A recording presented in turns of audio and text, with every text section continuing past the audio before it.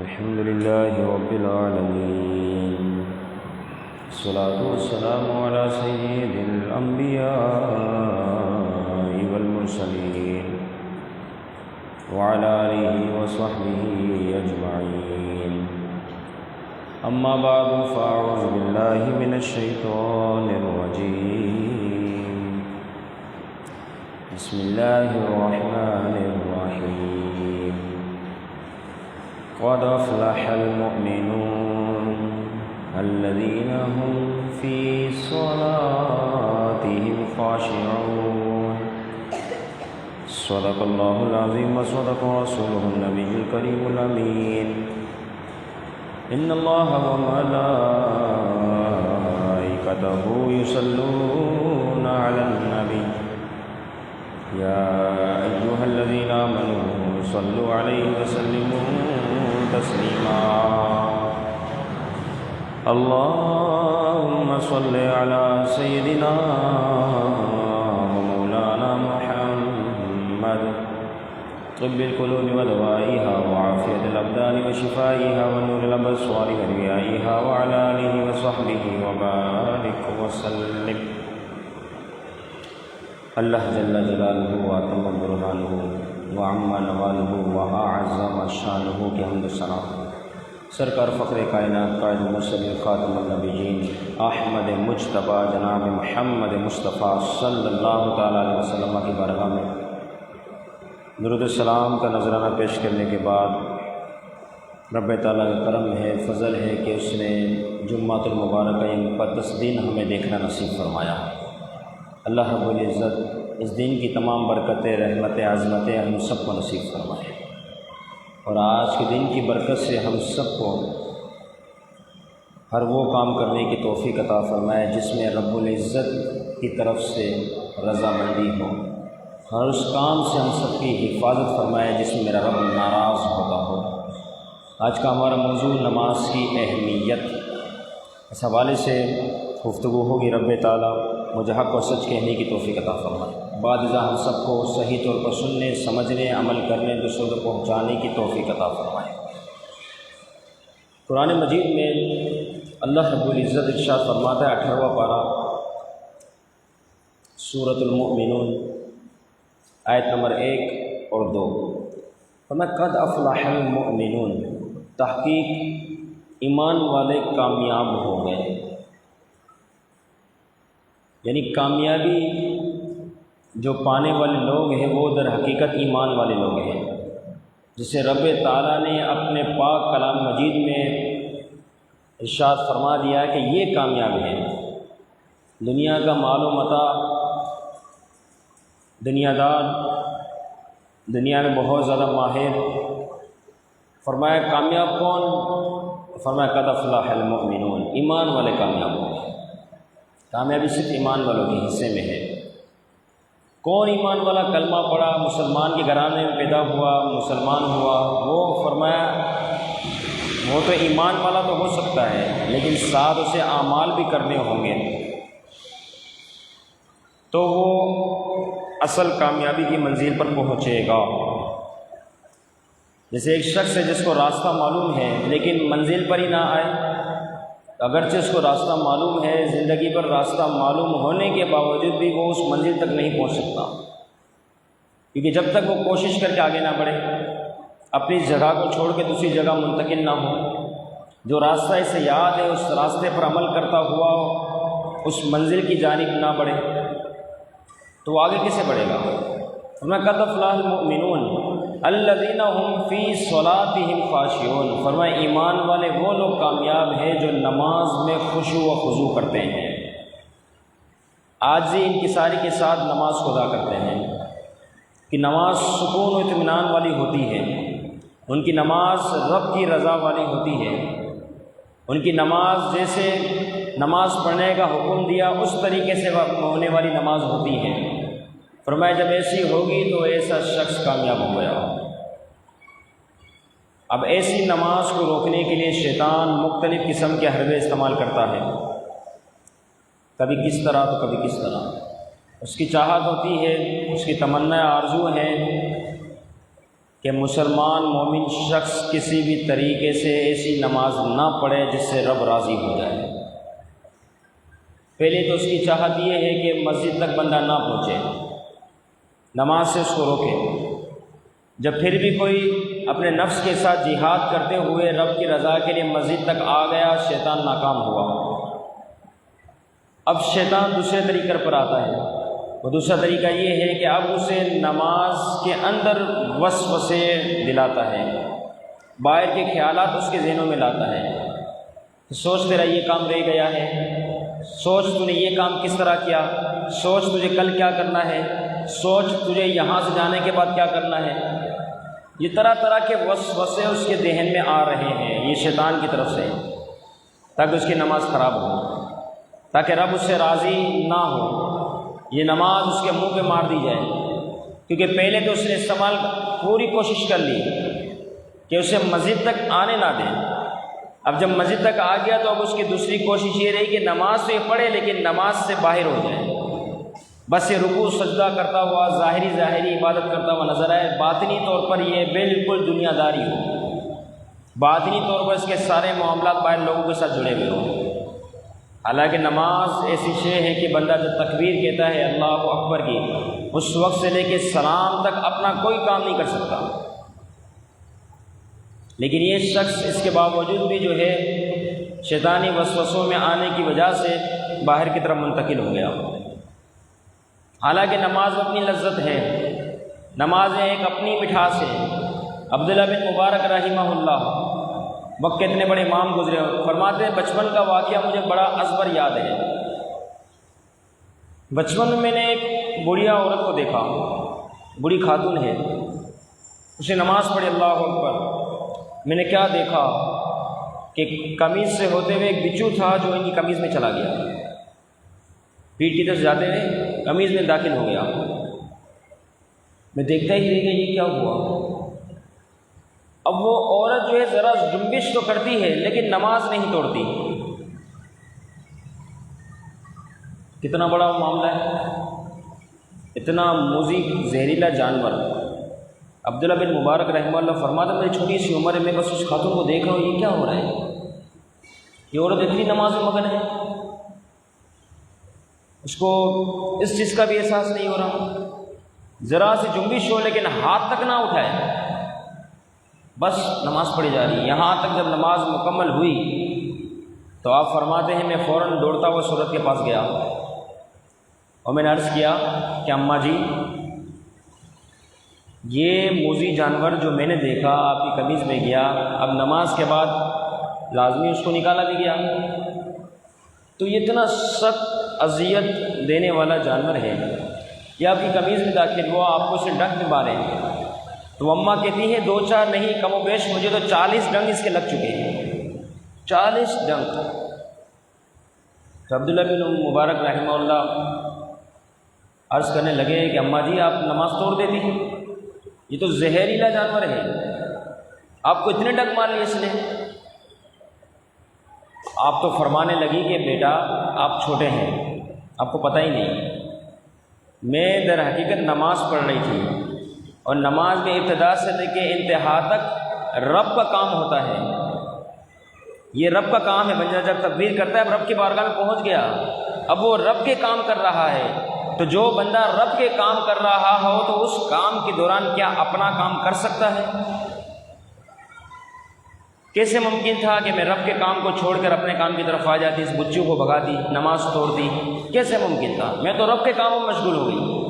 جب میں رب کے کاموں میں ہوں تو مجھے یہ اجازت نہیں کہ اپنے کام میں مشغول ہو جاؤں۔ کیسی نماز تھی، اتنی پرسکون نماز تھی، لیکن جس کے دل اور جس کے ایمان اتنے مضبوط نہیں، ان کو تو چیٹی بھی کاٹ لیتی ہے تو وہ پریشان ہو جاتے ہیں، وہ آگے پیچھے دائیں بائیں دیکھنا شروع ہو جاتے ہیں، تو وسوسے آ جاتے ہیں نماز پڑھتے ہوئے، کیونکہ شیطان کا یہ دوسرا حربہ ہے۔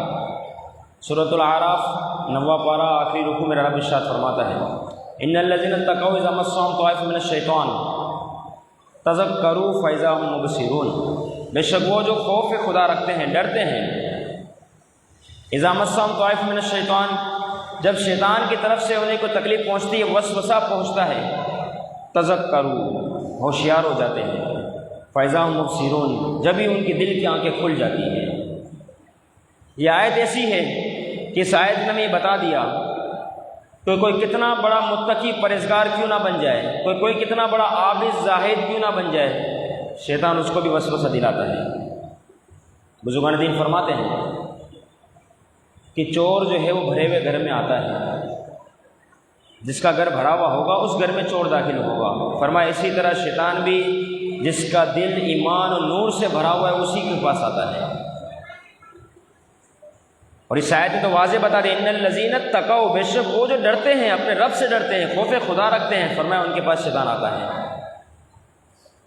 اب وہ آنے کے بعد کیا کرے گا؟ طائف من الشیطان، یہ طائف من الشیطان جو ہے نا، یہ طائف شیطان کا وہ گروہ ہے جو مسلمانوں کے ارد گرد چکر لگاتے ہیں اور ہر حال میں کوشش کرتے ہیں کہ نماز سے روکے، عبادتوں سے روکے، وسوسے ڈالے، ان کا کام یہی ہے، طائف من الشیطان۔ لیکن فرمایا جب یہ عابد زاہد متقی شخص کے پاس آتے ہیں جن کے پاس خوف خدا ہے تو وسوسہ آتا ضرور ہے، لیکن آنے کے بعد نمازی جو ہے نماز کی حالت میں اس پہ مزید غور و فکر نہیں کرتا بلکہ اپنے نماز کی طرف توجہ دیتا ہے۔ مثال کے طور پر اللہ اکبر کی نماز شروع ہوئی، اب جیسے ہی اس نے قرات شروع کی شیطان نے وسوسہ دلایا کہ تو یہ کام چھوڑ کر آ گیا یا یہ کام تجھے جا کے کرنا ہے۔ بسا اوقات یوں بھی دیکھا گیا ہے کہ بندہ قرات بھول جاتا ہے، رکعتیں بھول جاتا ہے، کیونکہ اب ذہن اس کا بالکل باہر کی طرف چلا گیا۔ پھر جب دوبارہ پلٹ کر آتا ہے تو وہ سوچتے ہیں ناظر رکعتیں کتنی ہوئی ہیں، سجدے 2 ہوئے نہیں ہوئے، قرات میں نے کون سی کی، کیا پڑھا، سب بھلا دیا۔ اور پھر شیطان ہنستا ہوا ہے، مسکراتا ہے کہ میں نے یہ نماز پڑھنے کے باوجود بھی نماز اس کو باہر کر دیا، نماز پڑھنے کے باوجود اس کو نماز سے باہر کرنے کے ساتھ نماز کو ضائع کروا دیا۔ اب یہ پوری نماز وسوسے میں پڑھے گا کہ 3 رکعتیں ہوئی، 4 رکعتیں ہوئی، 2 رکعتیں ہوئی، کتنی پڑھی، کیا پوری نماز اسی طرح سے گزرے گی، کیونکہ اس کی ابتدا ہی شیطان نے خراب کر ڈالی۔ تو یہ وسوسہ اس طریقے سے آتا ہے۔ اب جب وسوسہ آئے نا تو بندہ نماز کی اہمیت کو جانے کہ میں رب کے حضور کھڑا ہوں اور آنے کے اوپر کوئی گناہ نہیں، وسوسہ آ گیا اس پہ کوئی گناہ نہیں، لیکن اب جب اس پہ غور و فکر کرے گا، جب اس پر سوچے گا، اب یہ سوچ رہا ہے نا، یہ غور و فکر کر رہا ہے، اب یہ گناہ میں شامل ہو گیا۔ اب یہ نماز کی جو روح ہے اس نماز کی روح اور روحانیت سے باہر ہو گیا۔ نتیجہ یہ نکلا کہ نماز کے اندر وسوسہ آیا اور آتا ہے جیسے اس آیت مبارکہ سے ثابت ہے، لیکن اگر اس پر غور و فکر کرے گا، مزید سوچے گا تو یہ نماز کی روحانیت اس کی گئی۔ لہذا کرنا یہ ہوگا جب وسوسہ آیا اس کو چھوڑ دے، مزید نہ سوچے، غور و فکر نہ کرے، نماز کے اوپر توجہ دے تو وہ نماز صحیح طرح پڑھتا رہے گا۔ لیکن جہاں وسوسہ ہے اس کے بارے میں اس نے غور و فکر کر دیا، آپ تجربہ کریں، ہوئے تجربے سب کے ساتھ، ہر ایک کے ساتھ شیطان لگا ہوا ہے، جڑا ہوا ہے، اس کو راہ سے ہٹانے کی کوشش کرتا ہے کہ وسوسہ آتا ہے بندہ پھر اس پہ سوچنا شروع کر دیتا ہے۔ یہ جو سوچنا ہو رہا ہے اپنی طرف سے، یہی نماز کی روحانیت سے بندے کو باہر کر دیتا ہے، عبادت کے ثواب کو ختم کر دیتا ہے، نماز کو ضائع کر دیتا ہے۔ ٹھیک ہے، وسوسہ آ گیا، آنے کے ساتھ اس کو چھوڑ دے، نماز کی طرف آ جائے، تذکرو، ہر چیز کا علاج ہے۔ رب تعالیٰ نے بیماریوں کو پیدا فرمائے، ساتھ دوا بھی رکھی۔ جسمانی بیماری ہے اس کی دوا ہے، روحانی بیماری ہے، گناہ کی صورت میں اگر ہو گئی تو توبہ استغفار کریں، بندوں کی صورت میں ہو گئی تو اس کے حقوق کو ادا کریں۔ اسی طریقے سے اگر عبادتوں کی صورت میں ہے، جیسے نماز پڑھی جا رہی ہے، اس صورت میں ہے، تو وسوسوں کی صورت میں اگر یہ چیز ہو رہی ہے تو اس کا علاج کیا ہے؟ فرمایا تذکروا فاذا هم مبصرون، یہ اس کا علاج ہے کہ وسوسہ یہ بیماری ہے تو اس کا کیا علاج ہے؟ تذکروا، یعنی ہوشیار ہو جانا، فاذا هم مبصرون، اور دل کی آنکھوں کا کھل جانا، یہ اس وسوسے کا علاج ہے۔ جب وسوسہ ہے بندہ ہوشیار ہو جائے فوراً، جیسے آپ نماز پڑھ رہے خیال آیا، آپ فوراً ہوشیار ہو جائے گا، یہ کیا ہوا؟ نماز پڑھ رہا ہوں میں، آپ دیکھیں وسوسہ دور ہو جائے گا۔ تو فرمایا وہ جو متقی حضرات پرہیزگار لوگ ہیں، جب ان کو کوئی تکلیف شیطان کی طرف سے پہنچتی ہے، وسوسہ پہنچتا ہے تو وہ ہوشیار ہو جاتے ہیں۔ وسوسہ ان کے پاس بھی آیا، لیکن ہوا کیا؟ وہ ہوشیار ہو گئے، فَإِذَا هُم مُبْصِرُونَ، تو پھر ان کی دل کی آنکھیں کھل جاتی ہیں، وہ سمجھ جاتے ہیں کہ شیطان اب آ چکا ہے اور یہ مجھے راہ سے ہٹانے کی کوشش کر رہا ہے۔ تو پھر نماز کی صورت میں اگر ایسی کیفیت بنے تو بندہ فوراً سوچے۔ اس لیے پیارے محبوب علیہ الصلوۃ والسلام ہما وقت یہ دعا پڑھتے تھے، اللہم انی اعوذ بک من صلاۃ لا تنفع، اے اللہ میں ایسی نماز سے تیری پناہ چاہتا ہوں، ایسی نماز سے کہ وہ جو نماز نفع نہ دے، صلاۃ لا تنفع، ایسی نماز جو نفع نہ دے، میں ایسی نماز سے تیری پناہ چاہتا ہوں کہ نماز تو وہ ہے جو دل میں نور کو پیدا کرے، نماز تو وہ ہے جو ایمان کو اور تازہ کرے، نماز تو وہ ہے جب بندہ پڑھے تو رب کی رضامندی نصیب ہو جائے۔ اس لیے پیارا محبوب علیہ الصلوۃ والسلام یہ دعا ہم وقت پڑھا کرتے تھے، اللہم انی اعوذ بک من صلاۃ لا تنفع۔ تو لہٰذا ہمیں بھی چاہیے کہ جب ہم نماز پڑھیں انتہا درجے کے خشوع و خضوع کے ساتھ ہم نماز پڑھیں، یہ نماز کی اہمیت ہے۔ ایک بزرگ کے حوالے سے آتا ہے کہ وہ پہلی سال میں نماز پڑھتے ہیں، کم و بیش انہوں نے 30 سال کا عرصہ گزار دیا۔ ہم وقت ان کی عادت تھی پہلی صف، بس پہلی صف ہی میری ہونی چاہیے اور پہلی صف سے میں آگے پیچھے نہ ہوں۔ اب دیکھیں جس کو نماز کی چاشنی نصیب ہو جائے نا، لذت مٹھاس، تو ان کا کردار پھر ایسا ہو جاتا ہے، ان کو اس کے بغیر مزہ نہیں آتی۔ کھانے کا ٹائم ہوا، کھانے کے بغیر مزہ آئے گی، پانی پینے کی شدید پیاس لگی، پانی پینے کے بغیر مزہ آئے گی۔ یہ لذت مٹھاس مزہ یہ ایسی شے جس کو نصیب ہو جاتی ہے بندہ اس طرف چلا جاتا ہے۔ اللہ تعالیٰ ہم سب کو یہ نصیب فرمائے۔ عبادت میں جس کو جتنا مزہ آ گیا، جتنا سرور آ گیا نا، پھر اس کے بعد وہ عبادت سے دور نہیں ہوتا۔ کھینچو اس کو عبادت سے دور کرنے کی کوشش کرو، نہیں ہوگا، کیونکہ اس کا مزہ اس طرف لگ گیا۔ آج دنیا میں جو نشہ کر رہا ہے اس کا مزہ نشے کی طرف ہے، جب ہے تو پھر ہے بس۔ اب وہ نہ دائیں دیکھتا ہے نہ بائیں دیکھتا ہے، نہ آگے نہ پیچھے، اس کا کام ہی نشہ کرنا ہے، کیونکہ اس چیز کو اس کو مزہ آ گیا نا، اس چیز کی وہ اہمیت سمجھ گیا۔ اہمیت کیا سمجھا کہ بس مجھے اس میں مزہ آ رہا ہے، تو لہٰذا اب اس چیز سے باہر نکلے گا نہیں۔ اسی طرح جس کو عبادت کا مزہ لگ گیا، جس نے اس عبادت کی نماز کی اہمیت کو جان لیا، پھر کہاں باہر آئے گا وہ؟ پھر اس کی یہی چاہت ہوگی، یہی تمنا ہوگی، یہی آرزو ہوگی کہ بس نماز مجھے پڑھنی ہے، دنیا یہاں سے وہاں ہو جائے، پرواہ نہیں۔ تو پھر مٹھاس والی جب نماز ہو جائے تو وہ نفس پہ کیسے حملہ کرتی ہے؟ اب یہ دیکھیں، وہ بزرگ تھے 30 سال تک نماز پڑھی پہلی صف میں، ایک دن اچانک لیٹ ہو گئے، دوسری صف میں کھڑے ہو گئے، ابھی جماعت نہیں نکلی، دوسری صف، وہ پہلی تھی یہ دوسری ہے۔ ہمیں تو ویسے فرق نہیں پڑتا، ہم تو چوتھی میں بھی کھڑے ہو جاتے، چھٹی میں بھی کھڑے، آخری میں بھی مسئلہ ہی نہیں ہے، تکبیر پڑھنی، اللہ اکبر، سلام، نماز، بس۔ اور آسان مسئلہ 2 رکعت فرض جمعے کے پڑھے بھاگتے ہوئے نظر آ رہے ہیں، پرواہ نہیں ہے۔ یہ کیسی نماز ہو رہی ہے؟ کہاں گئی روحانیت، کہاں گئی نورانیت، کہاں گئے وہ نماز کی مٹھاس، وہ لذت؟ ساری لذتیں ہم نے باہر کر دی، مسجد سے باہر، دکان پر، گھر پر، بیوی بچوں کے ساتھ، وہیں ہماری لذتیں گھوم رہی ہیں، عبادت کی طرف آئی نہیں رہی۔ تب تو جب ہم مسجد میں آتے ہیں ہمارا دل باہر لگا ہوا ہوتا ہے، اور جب باہر جاتے تو مسجد کی طرف دل آئے گا ہی نہیں کبھی۔ یہاں آنے کے بعد وہ دل باہر چلے جاتا ہے، لیکن کبھی باہر ہو تو دل کھینچتا ہوا مسجد میں لے آئے، بہت کم۔ موت میت کا معاملہ ہوا تو حاضر ہو گئے، اس کے علاوہ پتہ ہی نہیں۔ بلکہ بد نصیب تو لوگ وہ بھی ہیں جو سویم تیجا 40 کے محفل میں آ جاتے ہیں، الیاذ باللہ ثم الیاذ باللہ، پوچھو عشاء کی نماز پڑھی؟ نہیں پڑھی۔ تو یہاں کیا کرنے آئے ہیں؟ دنیا کا خوف اتنا ہے دنیا ناراض نہ ہو جائے۔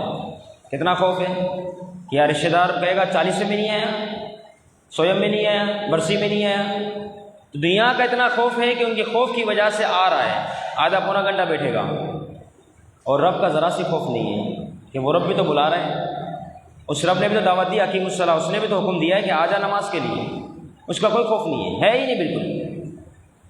جب وہ اس کی طرف سے دعوت دی جا رہی ہے تو ہم اپنے کام میں مشغول ہیں، قضا ہو گئی نماز، فکر ہی نہیں، بعد میں پڑھ لیں گے، الیاذ باللہ۔ حالانکہ فلا تخشوا الناس واخشونی، میرا رب واضح فرماتا ہے کہ لوگوں سے نہ ڈرو، مجھ سے ڈرو۔ یہ ہمارا معاملہ برعکس ہو گیا، ہم لوگوں سے ڈرتے ہیں، رشتہ داری کا معاملہ، دوستوں احباب کا معاملہ، فلاں کیا سوچے گا، فلاں کیا، بڑا بیٹھا ہے تو ہم یہ کام نہیں کر سکتے، والد بیٹھے ہیں تو یہ کام نہیں ہو سکتا، استاد ہے تو یہ کام نہیں ہو سکتا۔ لیکن جب اکیلے میں ہوں گے رب موجود ہے، وہ ہے، ہر حال میں ہے، دیکھ رہا ہے، لیکن اس کا کوئی خوف ہی نہیں۔ یستخفون منا من الناس ولا یستخفون من اللہ، تم لوگوں سے چھپا سکتے ہو، اللہ سے کیا چھپاؤ گے؟ وہ تو ہر وقت تمہارے ساتھ ہے، اللہ میرے ساتھ ہے، اللہ مجھے دیکھ رہا ہے، بات ہی ختم۔ لیکن اس ذات سے کوئی خوف نہیں ہو رہا۔ دنیا داروں سے کتنا خوف ہے، آپ دیکھ کتنے بے خوف ہو گئے۔ دیکھیں نا، نماز کے لیے آئے ہم، آدھی نماز چھوڑ کے جا رہے، کتنے بے خوف، پرواہ نہیں ہے، کوئی مسئلہ نہیں ہے، دیکھ لیں گے بعد میں۔ اس رب کا کتنا بڑا احسان رہا کہ اس نے سجدے کی توفیق دی، مسجد تک بندہ آیا، جماعت سے نماز کو ادا کیا۔ اب اور قریب ہو جاؤ، سنت کے ساتھ نفل پڑھتے ہوئے جاؤ، کیونکہ باقی وقت میں باہر ہی گزارنا ہے۔ یہ نہیں کہ باقی وقت تم یہاں گزارو گے، یہاں سے باہر ہی جانا ہے۔ مومن کا دل تو مسجد میں لگا ہوا ہوتا ہے، ہمارا دل دکانوں میں لگ گیا ہے، ہمارا دل بازاروں میں لگ گیا۔ دل ہی تھا ایک ہی جگہ لگنا تھا، وہاں لگ گیا، جب وہاں لگ گیا تو یہاں لگ نہیں رہا، حالانکہ یہاں لگانا چاہیے تھا۔ یہ ایسا معاملہ، یہ ایسا وقت ہے، یہ سارا سیو ہو رہا ہے۔ آپ دین سیکھنے کے لیے آئے، یہ سیو ہو رہا ہے، اس کی اہمیت کا بھی پتہ نہیں چلے گا۔ دنیا میں ہم جہاں وقت خرچ کرتے ہیں ہمیں اس کی اہمیت کا پتہ چل جاتا ہے، کیوں؟ نوٹیں مل رہی ہے، مال و متاع مل رہا ہے، تنخواہ مل رہی ہے، اس لیے ہم پوری کوشش کرتے ہیں، پورا وقت وہاں لگاتے ہیں، ہماری چاہت تمنا یہی ہوتی ہے۔ لیکن یہاں ہمیں کچھ مل نہیں رہا، بظاہر گئے تو بھی ٹھیک ہے، نہ گئے تو بھی ٹھیک ہے، آدھی حاضری لگائی تو بھی صحیح ہے، پرواہ نہیں، لیکن یہ پتہ ہی نہیں ہے کہ یہ وقت سیو ہو رہا ہے۔ یہ سارا وقت کھلے گا کب؟ بروز محشر، میرے رب کی طرف سے رجسٹر پیش کیا جائے گا، اور ہر ایک کو اس کا نامہ اعمال اس کے ہاتھ میں تھما دیا جائے گا، پڑھ اس کو۔ اب وہ جو پڑھے گا کہ ہاں ایک دن میں 1 بجے پہنچ گیا تھا مسجد میں، اور میں نے وہاں بیان بھی سنا، درس بھی سنا، پھر اس پہ عمل بھی کیا، اتنا بڑا اجر مل گیا مجھے۔ اب اس وقت اس کو اس کی اہمیت کا پتہ چلے گا۔ یہ دین کی راہ میں نماز عبادت میں جو وقت اس نے گزارا تھا، حقیقت میں وہ سیو ہو گیا، ہمیشہ کے لیے محفوظ ہو گیا، ہمیشہ کے لیے۔ دنیا داری کے لیے جو وقت گزارا وہ کہاں سیو ہوا؟ وہ تو ضائع ہو گیا۔ لیکن یہ جو وقت اس نے اس طریقے سے گزارا، یقیناً یہ سیو ہو گیا، نماز کی صورت میں گزارا، رب کی رضا کے لیے جو کام کیے، اخلاص والے جو کام کیے، یہ سارا وقت سیو ہو رہا ہے۔ اس ایک ایک وقت کے ایک ایک لمحے کی اتنی قیمت ہے کہ جس کی قیمت ہم دنیا کی دولت سے ادا کر ہی نہیں سکتے۔ تو وہ شخص جنہوں نے 30 سال نماز پڑھی، پیچھے دوسری صف میں ان کو جگہ ملی، اب دوسری صف میں تو وہ کھڑے ہو گئے۔ نفس ہے نا، سوچتا ہے، سمجھتا بھی ہے، دیکھتا بھی ہے، فوراً ذہن میں خیال ہے کہ یہ 30 سال تک تو نے پہلی صف میں نماز پڑھی، یہ تجھے کیا ہو گیا؟ لوگ کیا کہیں گے تیرے بارے میں؟ تو آج پیچھے کھڑا ہو گیا۔ اب دیکھیں بات کیا ذہن میں آئی، لوگ کیا کہیں گے، بس یہ جملہ، لوگ کیا کہیں گے۔ جیسے بزرگ کے دماغ میں یہ بات آئی نا کہ پہلی صف میں تو 30 سال تک میں نے نماز پڑھ لی، اور اب آج پیچھے کھڑا رہا تو میرا نفس کیا کہہ رہا ہے؟ لوگ کیا کہیں گے۔ اچھا، تو اس کا مطلب یہ ہوا کہ تو نے لوگوں کو دکھانے کے لیے نماز پڑھی ہے۔ بات تو لوگوں کی آ رہی ہے، آگے بھی اللہ رب العزت کی طرف سے جو نماز کی ہدایت تھی اس کے مطابق عمل ہو رہا تھا، پیچھے بھی رب ہی کی عبادت کی جا رہی ہے دوسری صف میں بھی، لیکن ذہن میں نفس میں کیا بات آئی کہ لوگ کیا کہیں گے۔ تو کیا مطلب ہوا؟ پہلی صف میں اس لیے نماز پڑھ رہا تھا لگتا کہ لوگ واہ واہ کریں، دوسری صف میں اس لیے شرمندگی محسوس ہو رہی ہے کہ لوگ کیا کہیں گے۔ تو اس کا مطلب تو یہ ہوا کہ نماز لوگوں کے لیے تھی۔ اسی وقت اس بزرگ نے نیت کی اور اپنے آپ کو، اپنے نفس کو توڑنے کے لیے اعلان کیا کہ اب یہ دوبارہ 30 سال تک جو میں نے نماز پڑھی سب کی میں قضا کروں گا، ساری 30 سال کی نمازیں قضا کی جائے گی، کیونکہ یہ تو لوگوں کے لیے پڑھی گئی ہے، رب کے لیے کیا پڑھی گئی ہے؟ یہ تو لوگوں کا خیال آ گیا ذہن میں کہ لوگ کیا سوچیں گے۔ تو اس کا مطلب یہ رب کے لیے عبادت نہ ہوئی، اور جو رب کے لیے عبادت نہ ہوئی وہ تو ویسے ضائع ہو گئی۔ جب نماز ضائع ہو گئی تو پھر اس کو دوبارہ پڑھنی ہے، لہٰذا انہوں نے نیت کی کہ 30 سال تک کی جو نماز پڑھی ہے اس کو دوبارہ میں ادا کروں گا۔ تو یہ نماز کا ذوق و شوق تھا۔ ہماری کتنی نمازیں قضا ہو گئی، آج کی کتنے ایسے حضرات ہو گئے لیاذ باللہ ثم لیاذ باللہ جن کی فجر کی نماز گئی اور مزے سے جمعے کی نماز پڑھنے میں آ گئے، حالانکہ جس وقت آنکھ کھلی اس وقت پہلے اس کو قضا کرنا تھا ہمیں، اگر مکروہ ٹائم نہ ہو۔ ہم نے کہاں سوچا، ہم نے بولا اب دیکھ لیں گے بعد میں، پرواہ نہیں، یہ فرض ہے، اتنا سخت عذاب ہے۔ ما سلککم فی سقر قالوا لم نک من المصلین، سورۃ المدثر 29 پارہ، فرمایا ما سلککم فی سقر، جنتی جو ہے سوال کر رہے ہیں، پوچھ رہے ہیں جہنم میں سے، تم جہنم میں جا رہے ہو، کیا ہو گیا؟ بات کیا ہو گئی؟ دنیا میں تو بڑی اچھی اچھی باتیں کرتے تھے، کیا ہو گیا؟ ما سلککم فی سقر، کس عمل نے تمہیں جہنم میں پہنچایا؟ قالوا لم نک من المصلین، جہنمی کیا کہیں گے؟ وہ کہیں گے لم نک من المصلین، ہم نماز نہیں پڑھتے تھے۔ یہ واضح اعلان ہے قرآن مجید کی طرف سے، میرے رب فرما رہا ہے، سورہ مدثر 29 پارہ، لم نک من المصلین، کہ ہم جہنم اس لیے جا رہے کہ ہم نماز نہیں پڑھتے تھے، لیاذ باللہ۔ تو لہٰذا دوستو، میرے بھائیو، ذرا سوچے غور فی، زندگی کب فنا ہو جائے کچھ پتہ نہیں۔ خوش دلی کے ساتھ نماز پڑھی جائے اور ہر نماز کو اس کے وقت پہ پڑھا جائے، ہم رات کو جب 2-3 بجے تک جاگ سکتے ہیں، 2-3 گھنٹے اضافی اور لیٹ سو سکتے ہیں، بازاروں میں جا کے، مارکیٹوں میں جا کے، ریسٹورنٹ میں جا کے، شادی حال میں جا کے، یہ لون وغیرہ یہاں وہاں جا کے ہم 2 گھنٹہ بیٹھ سکتے ہیں، تو ہمیں یہ سوچنا ہوگا کہ نماز فجر کے لیے 15 منٹ کے لیے ہماری آنکھ کیوں نہیں کھل رہی؟ نماز پڑھے پھر آپ سو جائیں۔ اگر ایسا نہ ہوا، آنکھ بند ہوئی نا، اس کے بعد نماز کا جب حساب ہوگا، میرا رب فرمائے گا میں نے فرض کیا تھا تجھ پر، یہ میرا حکم تھا، تجھے کرنا ہی ہے، معافی نہیں اس کی کوئی، تو نے کیوں کام چھوڑ دیا؟ تو اس وقت بڑی رسوائی ہوگی، بڑی شرمندگی ہوگی۔ اللہ رب العزت ہم سب کو تمام نماز باجماعت پڑھنے کی توفیق عطا فرمائے، اور ہمارا دل جس طرح دنیا داری میں لگ چکا، رب تعالیٰ کی بارگاہ میں دعا اس مقدس گھڑی کا صدقہ اس سے بھی عرفہ و اعلیٰ ہمارا دل نمازوں میں لگ جائے۔ اللہ تعالیٰ جو کچھ سنا عمل کرنے، یاد رکھنے، دوسروں تک پہنچانے کی توفیق عطا فرمائے۔ وما علینا الا البلاغ۔